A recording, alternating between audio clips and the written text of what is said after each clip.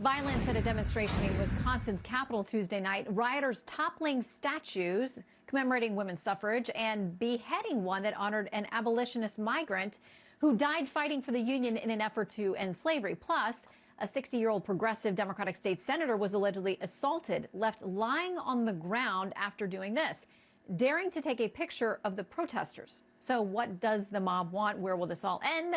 Let's discuss with Fox News contributor Leslie Marshall, townhall.com senior writer Julio Rosas, and author of the upcoming book, How Trump is Making Black America Great Again, Horace Cooper. Welcome to all of you. Thank you. Hi. Hi, Shannon. Okay, so let's start there with where Robert Johnson left off, saying, listen, people who think that they're doing these things to benefit the black community, this is, you know, he says, it's not going to help put another black child through college or give them an opportunity to be out there destroying your cities and tearing down statues. I mean, Horace, he sounds like, you know, he said at one point, black people are sort of laughing at you, white people who are doing this.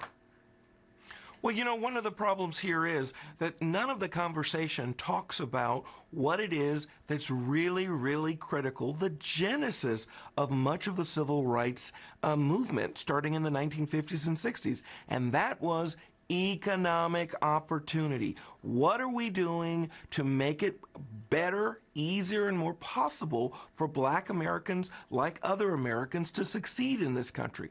Our president has actually been focused on that like a laser, but this conversation we're having right now, it's almost completely ignoring that.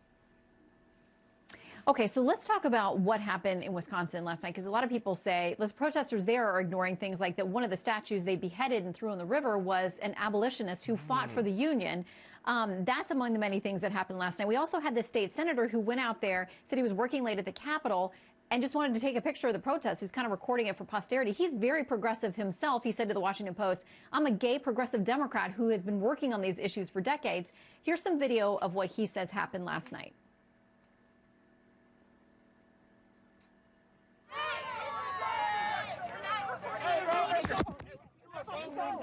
Use my phone alone. Delete it. Sir, I'm calling an ambulance for you. So somebody called him an ambulance. He tweeted this. He says, I took this pic.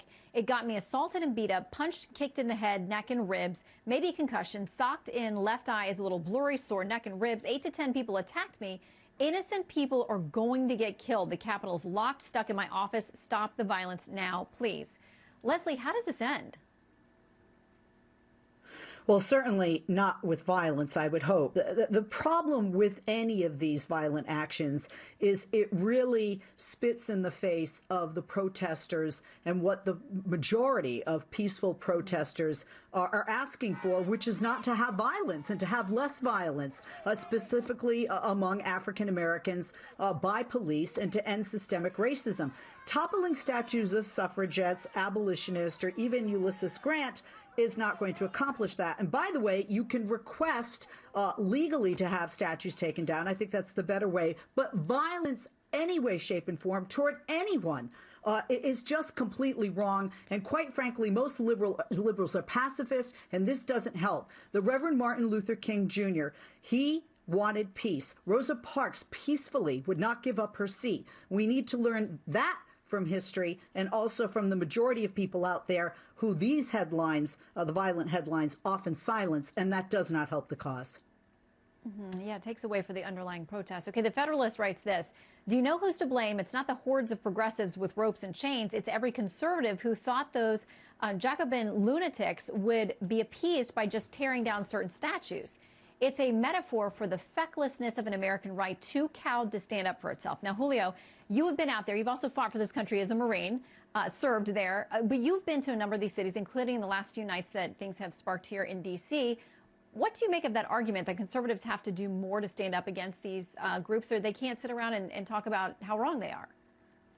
Well, I mean, they're basically right, because President Trump, back in 2017, he was mocked with the most recent, or with the example of John Oliver, because he was saying that if Confederate statues were going to be taken down, then what's going to stop other people from taking down statues of George Washington, Thomas Jefferson, and he was mocked for that, and people were saying, oh, that's just a slippery slope argument. Well, that's been proven correct, because now, I mean, you're talking about Confederate statues, that's one thing, but now the mob has targeted people who fought the Confederacy. It's just absolute lunacy, and that shows that they don't know what they're doing, and they're taking pretty strong kinetic action against people who you would think that they would be approving with. And again, the most recent example is tomorrow. Tomorrow at Capitol Hill, in the Capitol Hill neighborhood, they're going to try to take down the statue of Abraham Lincoln and the Emancipation Memorial. So they're not going to stop, and there needs to be an honest conversation, an honest debate about how this can go, on how an action like this can actually be followed through. Yeah, and I think they have set a public call for going after that that statue tomorrow night at 7 p.m. So police and authorities and National Guardsmen, which the president has called out, if they're going to get involved with that situation, they know exactly what time and date to be there. We'll be watching it tomorrow night. Leslie, Julio, and Horace, thank you all very much. Thank you. Thank you. Thank you.